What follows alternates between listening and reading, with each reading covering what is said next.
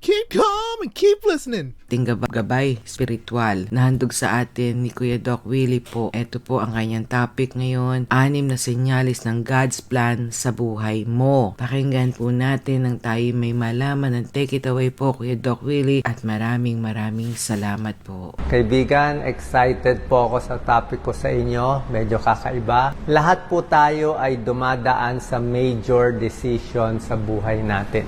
Ako, mula ng pagkabata hanggang ngayon. Tungkol sa trabaho, tungkol sa pag-aasawa, magre-retire ba, tungkol sa sakit, meron tayong major decision. Hindi natin alam kung ano tama, ano mali, sumasakit ang ulo natin. Lagi natin pinagdarasal, ano bang God will o God's plan sa buhay natin, di ba? Yan ang lagi natin sinasabi. Paano natin malalaman kung tama yung daan na tinatahak natin? Ito po, magbibigay lang po ako konting guideline. Pwede nyong pakinggan, pwede nyong sundin, pwede nyong hindi sundin, para makakuha tayo ng konting clue, konting senyales na baka makita natin kung ano pinaplano ng Diyos sa buhay nyo, ano pinaplano ng universe sa buhay nyo. Sa English, maraming ganyang salita. Sasabihin nila, yung iba sabi, coincidence lang, nagkataon, wala kang trabaho, tapos naghahanap ka ng trabaho, biglang may mag-o-offer sa'yo. Diba? O baka iniwan ka ng boyfriend mo, malungkot na malungkot ka, tapos meron kang nakita. Hindi mo alam kung tsamba ba yun, nagkataon lang ba yun, o ito na yung pinapadala sa'yo. Sa Tagalog, meron tayong mga kutob natin yan eh. Parang okay, kutob ko dito sa tao, o hindi natin kutob. Kutob ko, maganda tong business eh, successful. Kutob ko, hindi eh. So, meron tayong mga clues. Ganito lang ang tawag natin sa Tagalog eh. Kapalaran, pagkakasabay, plano ba ng Diyos sa atin. Marami akong librot na binabasa tungkol dito. I'm sure, alam nyo tong law of attraction. Dami nang gumagamit niyan. Pero tuturo ko rin sa'yo, mga iba nabasa ko. Itong Blink, maganda to, Malcolm Gladwell. Ito, with God, all things are possible. Sa Bible to eh. Mula to sa Bible, pero ginawa to 1940s. Sikat yan. Pero basically, Bible ang tinuturo niya na mas mababaw lang yung pagturo niya. So, titignan natin sa buhay natin kung di tayo makadecide, coincidence lang ba? Tsamba lang itong opportunity nyo? O synchronicity? Ibig sabihin ng synchronicity, plano ng universe, parang God's will yan na yan ang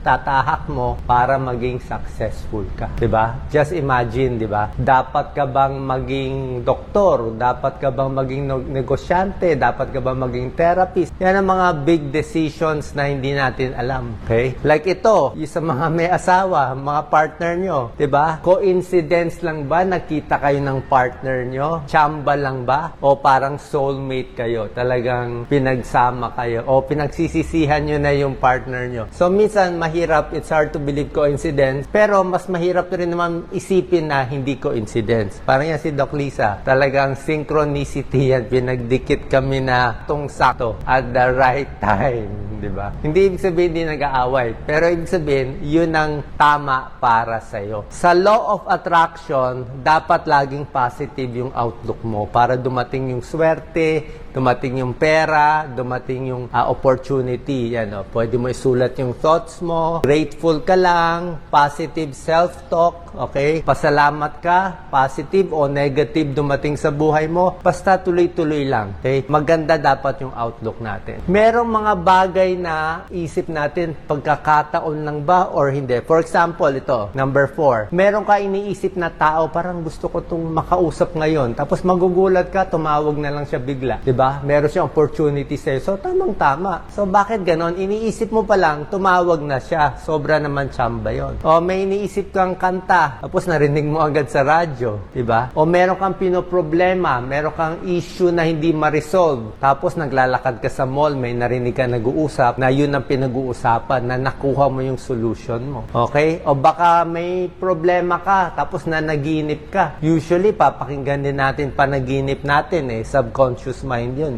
Tapos, baka doon mo makuha yung pinaka-answer mo. Meron din tinatawag na deja vu. Ibig sabihin, feeling mo, galing ka na doon sa isang lugar na inuulit mo lang yung experience mo. Anyway, 6 signs na baka God's will, baka dito ka tinuturo ng Diyos. Number 1, look for patterns and synchronicities. Pag merong paulit-ulit na dumarating sa buhay mo na nagsasabi sa'yo, dito ka pumunta, baka doon ka talaga dapat. Okay? Like ako, ako, yung mga classmate ko, marami nagdo-doktor, 'di ba? Kahit maraming mga choices pwede naman ako mag-engineer, pwede ako mag-ibang work. Pero pag marami nagtuturo sa iyo, dito mo gusto ko kasi tumulong. So, baka yun ang opportunity. Let's say gusto mo maging businessman. Nag-apply ka, tapos bagsak ka dun sa course, 'di ba? Nasipa ka sa course. So, apply ka ulit sa iba. Nag-apply ka, let's say, as physical therapist, doon ka naging successful, 'di ba? So, minsan, kala mo coincidence, kahit negative nangyari sa'yo, madadala ka naman sa better event. Okay? Kaya tingnan mo yung mga nangyayari sa buhay mo, baka may pattern siya. Lalo na pag related sa goal mo.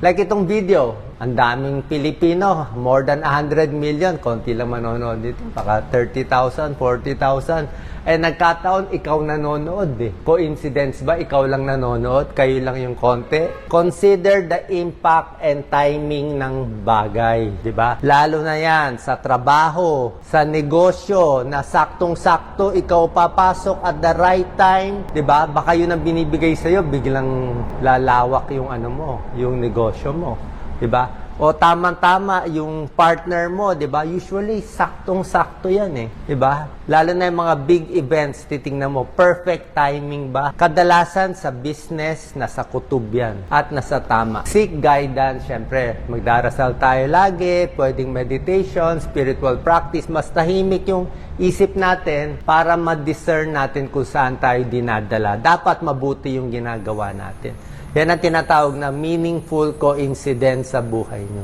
Okay? Alam nyo saan kayo papunta para maayos at hindi mapasama. Yan. Yan, naulit ko nga Sa Tagalog, tawag natin kutob, kapalaran, nagkataon na sinuwerte, mapalad, swerte. Pero sa English, meron mga serendipity na talagang naplano, premonition, synchronicity, law of attraction. Meron talaga silang mga words for that na talagang nagkataon doon mangyayari. Diba? Minsan, feeling mo, hindi ako lalabas dito, delikado tong gabi na to. Tapos nagkaroon ng aksidente pala, di swerte ka. Diba? Merong mga bagay gano'n, swerte, hindi na aksidente. O kung lumabas ka dito, baka nabangga pa tayo, di ba? So, merong mga bagay, pag kutob nyo, baka sign yun Baka yung mga anghel mo nagbibigay sa'yo ng message. Number 4 tip, gamitin mo intuition mo, inner feeling mo. Tulad na sinabi ko, kutob mo. Like sa tao, pag may lumapit sa tao sa'yo, may sasabihin sa'yo, merong deal, may gagawin, o kakausapin ka, liligawan ka, may business opportunity. Maganda sinabi ni Malcolm Gladwell, bestseller to Blink Ayon dito sa Blink, sa loob ng mga kahit 2 seconds lang, tingnan mo yung mukha ng kausap mo. 2 seconds lang o 3 seconds. Sa isang idlap, isang blink, mafe-feel mo kung matino siya o hindi, sinungaling siya o hindi. Hindi naman to judgment kasi parang yung sensor natin either nakita natin yung body language niya o feeling mo, ato masamang tao to. Huwag ka sumama dito, baka mapahama ka dito. Diba? So, kung ano yung kutob mo na masama, minsan ang magulang may kutob May kutob ang magulang, yung anak niya sumasama sa masama, diba? So, papakinggan natin to. Minsan yung unang kutob, mas malakas pa kaysa sa analysis. Ano gut feel? Ayan, ano intuition mo? Okay, tingnan mo ano emotional response mo doon sa tao. Natutuwa ka ba sa kanya? O naiinis ka sa kanya? Yan. Number 5, tingnan mo yung mga signs and symbols and dreams. Okay? Minsan makakuha ka rin ng idea dyan. Lalo na sa panaginip. Minsan kasi gulong-gulo tayo, pero sa panaginip, naaayos nung panaginip yung mga subconscious mind natin. And number 6, open lang tayo sa buhay. Spiritual process. Every day is exciting. Di mo alam anong mangyayari. Open lang tayo. Trust lang natin yung process. Kung positive man, di okay. Pag negative man, at least matututo tayo doon. Personal growth and journey natin. Ito po, maganda po to. I think you know this, pero tinuturo din yan sa Bible at dito rin sa book na to. 3 ways God answers our prayers. Di ba, minsan hindi natin alam, dapat ba ako maging ganitong course? O ganito bang pinasok ko negosyo? Tama ba o mali? Di subukan mo. Pag sinubukan mo, open lahat. Okay? Mabilis. Walang problema, naka-apply ka, nakapasok ka, nakaumpisa ka. So, yes ang sagot nun. Di ba? Yes. Kung meron kang gustong gawin, lahat kontra, lahat ayaw, lahat may nangyayari, laging hindi matuloy-tuloy yung gusto mo, ay baka no ang sagot. Gusto lang natin, gusto ni God maiwasan na magkakamali tayo. Or pag meron tayo dinadasal, hinihingi, wala pa, hindi pa dumarating, kung gusto nyo pera o whatever, pera o partner, baka ang sagot, wait eh. Baka hindi yun ang bagay para sa'yo. Baka meron pang mas maganda na nakalaan para sa'yo. So, pwede mo itry para malaman mo yung ba or hindi o baka wait ang sagot.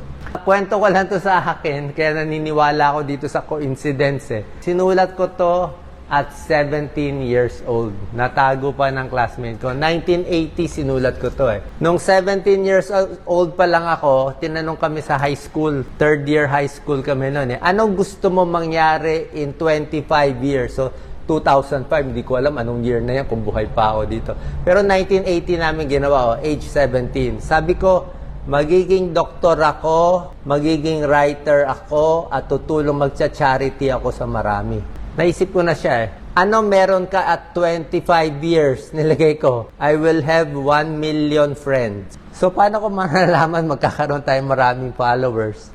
Tapos, ito pang question ng teacher namin, no? Time capsule to. If tomorrow will be your last day, hindi ka na gigising. Sabi ko, I should have at least hundreds of people to carry out my work.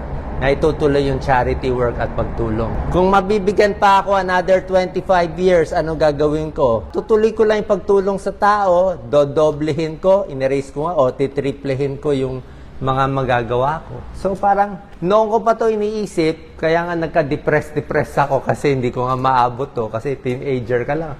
Wala naman tayong connection eh. Pero hindi mo alam, kakasunod ko lang sa God's will, kakasunod-sunod ko lang, umabot tayo sa ganito. Diba? So, nandun yung law of attraction. Kaya sa inyo, bata pa kayo, nadidepress kayo, hindi nyo alam gagawin nyo, kahit maliit na bagay, malaking bagay, tingnan nyo yung mga coincidence sa buhay mo, pay attention, yung mga chance meeting na nagkataon, nakita mo to, baka opportunity yon. Pag sarado ang pinto, baka dito ka mapunta. Hindi mo masasabi.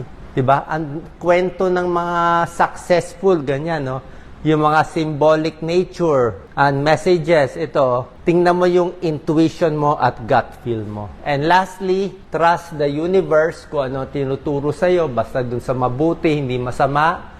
Pakinggan mo yung kutub mo, basta malinis, very excited ka. Be open to change, kahit mahirap yung tinuturo, subukan natin. Let go of control. Huwag mo isipin, kailangan kumita ako, kailangan yumaman ako. Diba? Ito, charity namin, 2025. Wala akong iniisip, pera-pera, basta happy ako dito, happy ako magturo sa inyo, okay. Kahit sabihin nyo, naku, si Doc, nasisiraan na ng bayat, ano ba tinuturo? It does not matter. Kasi alam ko, pag gusto ko, merong makikinabang. Kahit isa, dalawa, tatlo, may maayos, may hindi madidepress, may magiging masaya. At pag na-feel mo dito, ito dapat mong gawin, take action. Tuloy-tuloy lang tayo. Para malabas mo yung pinaka maganda sa buhay mo. Okay? Sana po nakatulong tong video ko. Isip-isip lang, di ba? Tingnan-tingnan nyo, ano ba nangyayari sa buhay mo? Bakit nandyan ang parents mo? Ba't ganyan ang situation mo? Mayaman o mahirap? Ano ba pinakamagandang plan na gusto ng universe, gusto ng Diyos para sa buhay mo? Para matapos mo ang iyong mission dito. Salamat. Thank you po, Doc Willie. Until next time.